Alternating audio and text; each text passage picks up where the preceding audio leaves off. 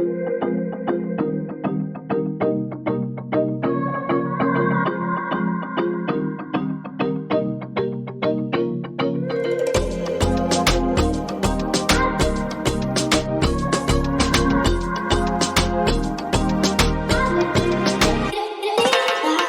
one of the things that really is a mission for us at Dope Girls Consulting is to really be the ones that are helping other females and minorities get into the cannabis industry. But a lot of times the cost is the biggest barrier to entry into this industry. So we really wanted to come up with a way that we could build out very affordable application templates at an a la carte type situation. So you're not spending $70,000 on a consultant.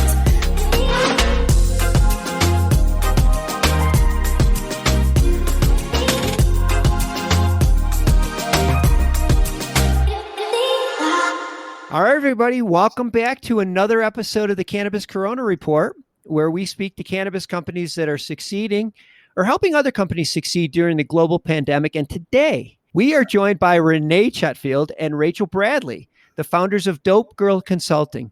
Rene and Rachel, welcome to the show. Thank you, Dan. So excited to be here and talk to you today. Well, I have to say, you two are some gutsy ladies.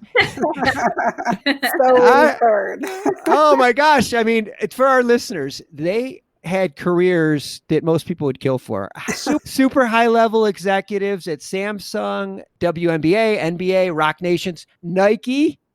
But you saw an opportunity and a need that needed to be filled. And so you basically threw caution to the wind and walked away from careers to form Dope Girl Consulting. I mean, that is so cool. That is so cool. I want to start with you, Rachel. You're from Chicago. You've been working on this cannabis idea for a while. I have. So what happened that made you say, now is the time to break into cannabis? You know, I had been wanting to get into cannabis probably for the last 7-8 years now. And came up with, that $1 million idea, the idea that just wakes you up out of your sleep, and started researching into, the medical cannabis laws that were being passed in Illinois, and thought, there's no way that I'm going to be able to afford to get into cannabis at this level, and really just kind of put that dream on the shelf for a while. And then after my last kind of really big project that I was working on for Verizon, that's right when COVID hit, right around the end of the year, going into the beginning of the year. And it just was a perfect natural transition for me because there was some downspace. People weren't going to be producing large scale events. No one's leaving their house. Everything's being turned digital. So it was one of those opportunities where it was now is the time.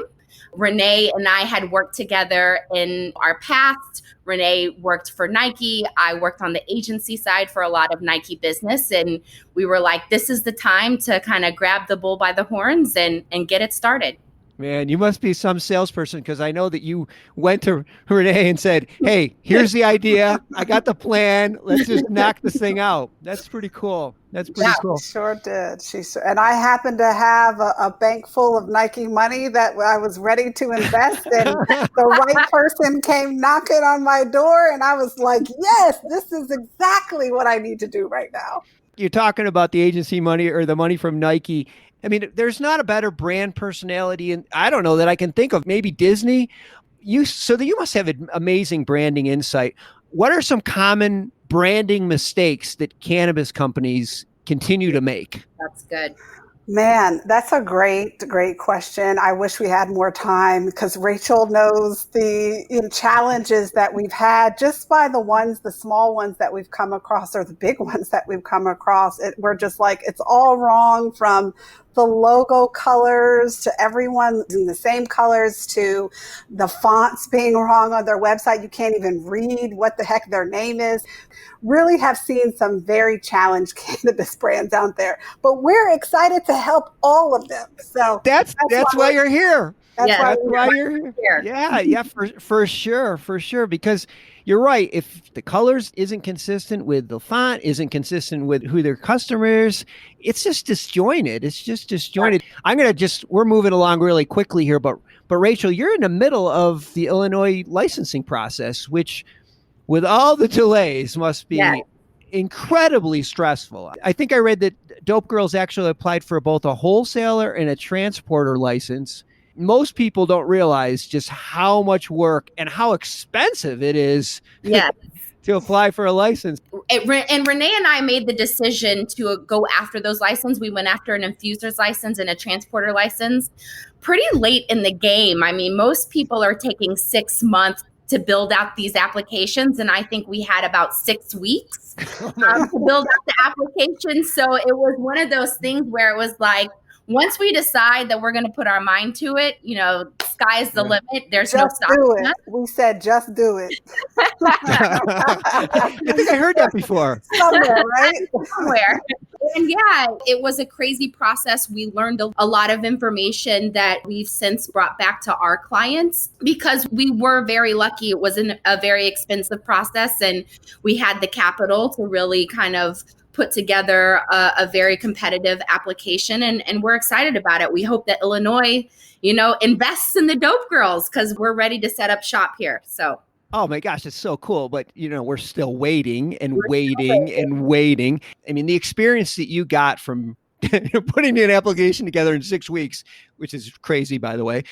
Yes. That's really helping out your clients. But I noticed on your website that you have a lot of the templates. So we've had the opportunity to really build out our network and have become very close with some other consultants that have done a lot of award-winning applications in other markets. So Vegas, Colorado, California, Arizona. And we've had the ability to really collab with them and build out some pretty robust application templates. Because one of the things that really is a mission for us at Dope Girls Consulting is to really be the ones that are helping other females and minorities get into the cannabis industry. But a lot of times the cost is the biggest barrier to entry into this industry. So we really wanted to come up with a way that we could build out very affordable application templates at an a la carte type situation. So you're not spending $70,000 on a consultant to help your app, and you can pick and choose where you need the assistance. You can pick and choose what applications you need, but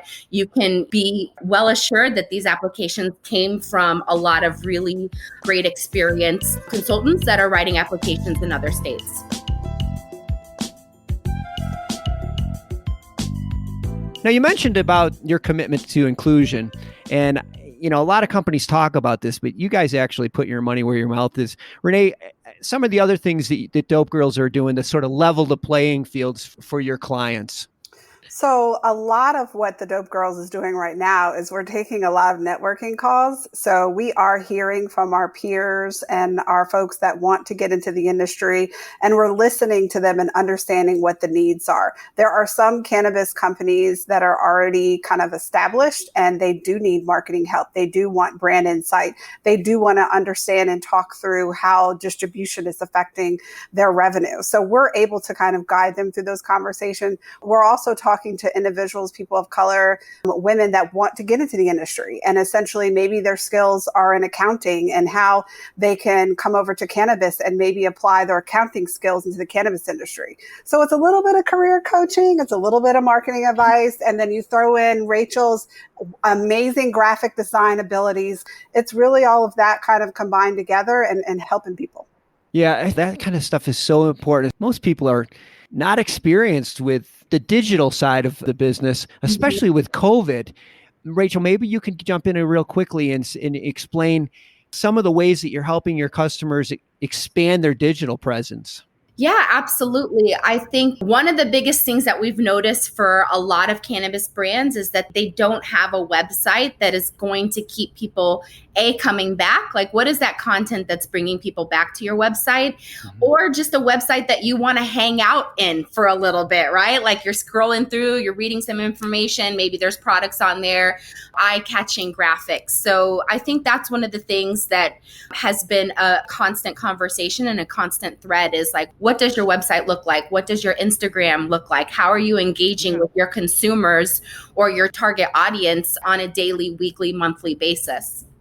Yeah, I think you mentioned the social media. That's another thing. I mean, that's basically what people do all day is they surf the web because they're home. Yeah, they're supposed to be working well at home, but they're also checking things out.